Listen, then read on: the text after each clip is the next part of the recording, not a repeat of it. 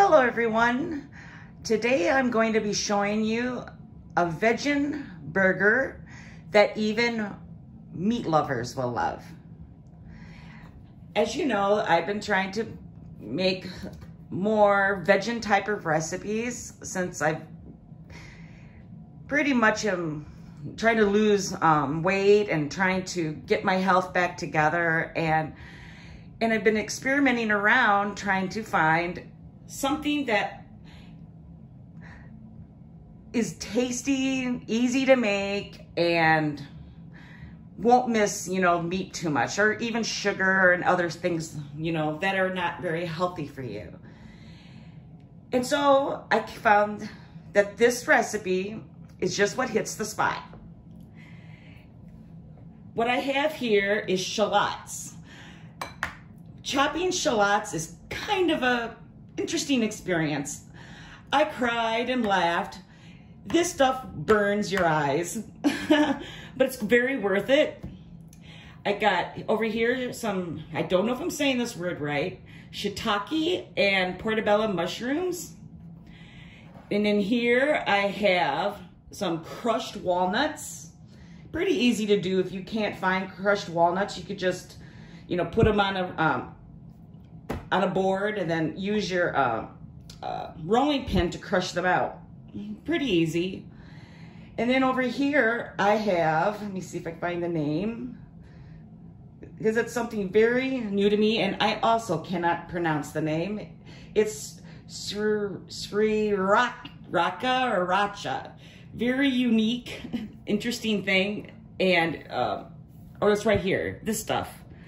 This stuff I've never used before either. This is flaxseed, it's ground. And I found that interesting too. Something unique that I've never thought of trying before. And smoked paprika and some garlic. And over here, some Panko breadcrumbs, some rice, some molasses. Then you're gonna be using sea salt. You're gonna be using pepper spray. And this is, I'm finding that this is a soy sauce that's brewed differently. They call this one tamari. Some balsamic vinaigrette and Worcestershire sauce and extra virgin olive oil, brown rice. And then over here I have my favorite bread. I don't even know how to pronounce some of these names, but I've always enjoyed it. Some of these things. Ciabatta bread. And then I top it with tomato, lettuce, and mustard. You can top it any way you want. Instead of taking those and measuring them all out and having all this liquid everywhere, I'm just going to measure it as I go along. Okay, over here I got in the 2 tablespoons of the olive oil, and the pan's nice and hot, so I'm gonna put in the shallots. And you wanna saute these over medium heat.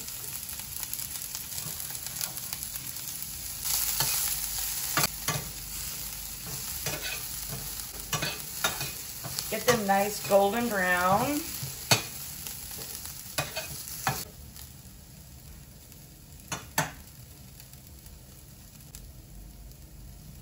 Okay, this should be done.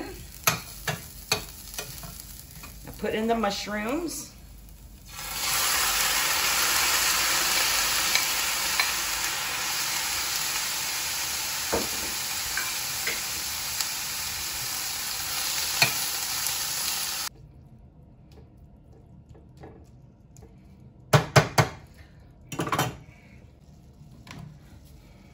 And as that's sauteing, I'm gonna put in some sea salt and get it out.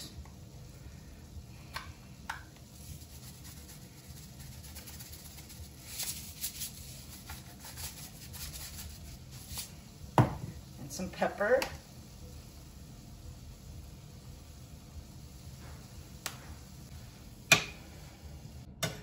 I'm using ones in a jar because I could not find any of the shiitake mushrooms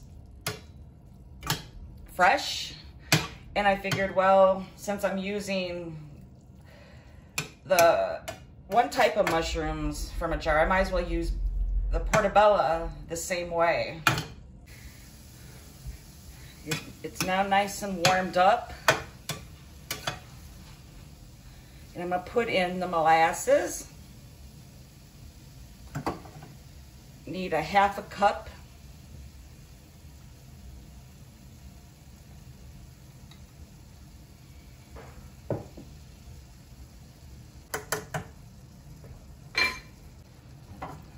Stir this up.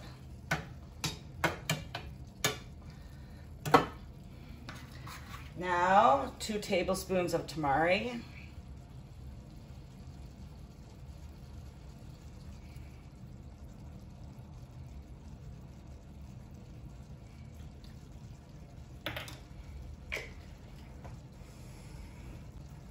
Two cloves of garlic. Then 1/4 cup of the vinegar.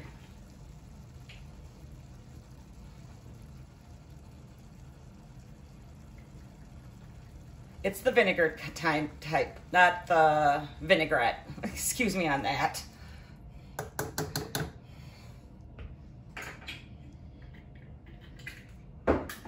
Then stir that up.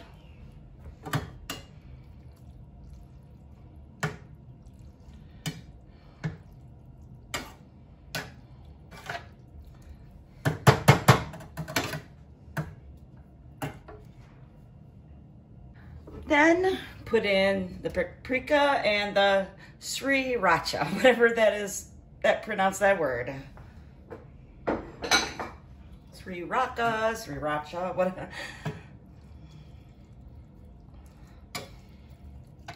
Let this simmer for a few minutes. After it's sauteed and nice and hot, I put it in a bowl that I'm gonna use to make the patties. And then already I got 2 cups of cooked rice, brown rice in a blender. You can use a food processor or you can use this type of blender, which kind of works like a food processor.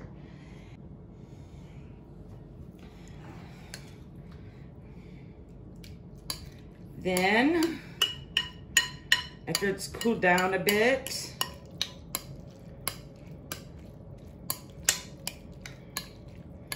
I will add this to the mixture. But right now, I put the walnuts and flaxseed in here.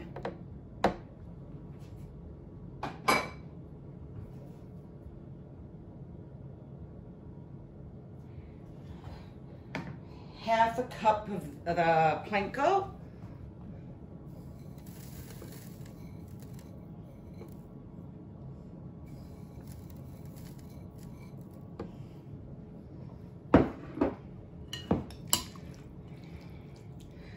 Go ahead and add this.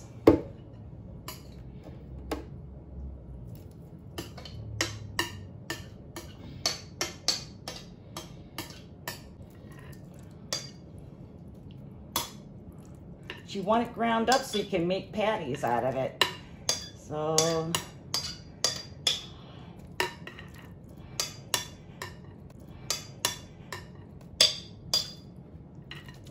all the liquid and the dry ingredients really helps create that texture you need. Okay.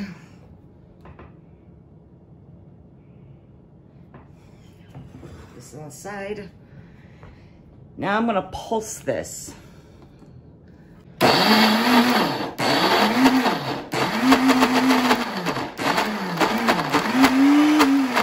Works much better having a food processor, but if you don't have one, you can use a pulsing section on your blender.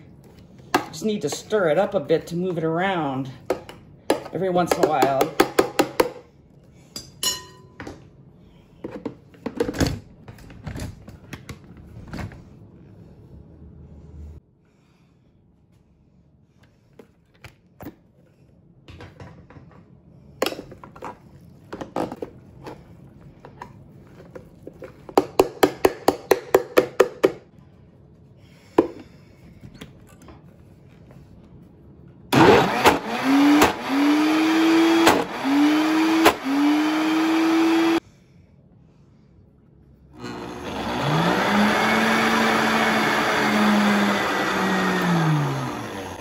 Check it again.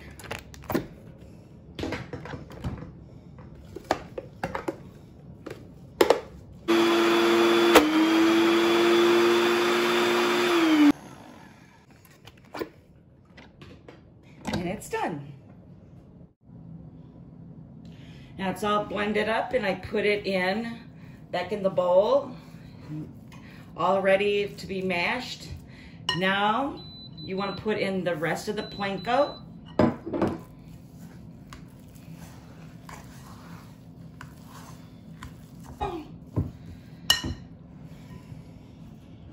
That's how it looks. Now I've transferred them over to the stove. I sprayed with some spray and I got these cooking. You put them in, you make them into like whatever burger size you want. After you've cooked one side for a little bit,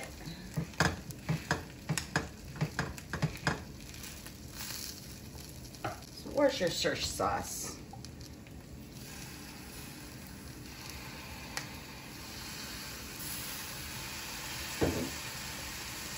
And you continue to cook that until it's golden brown. Or not golden brown, but nice and dark brown. That's the right color.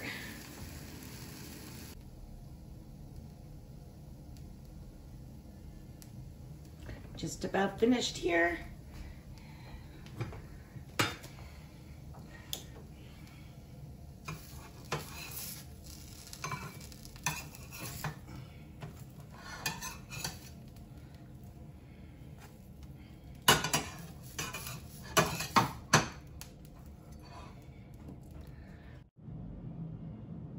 And there you have it.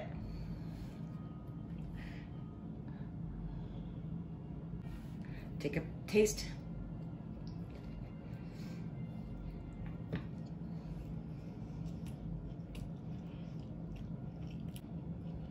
Very subtle flavor. Not strong or spicy or anything. Doesn't leave a flavor like you would get in a hamburger that would leave an aftertaste or feel too filling.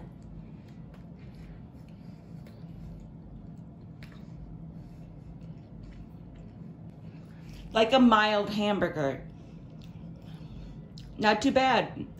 Something to try when you want to look for something different, something healthier. So give it a shot, and I'll see you in the next video.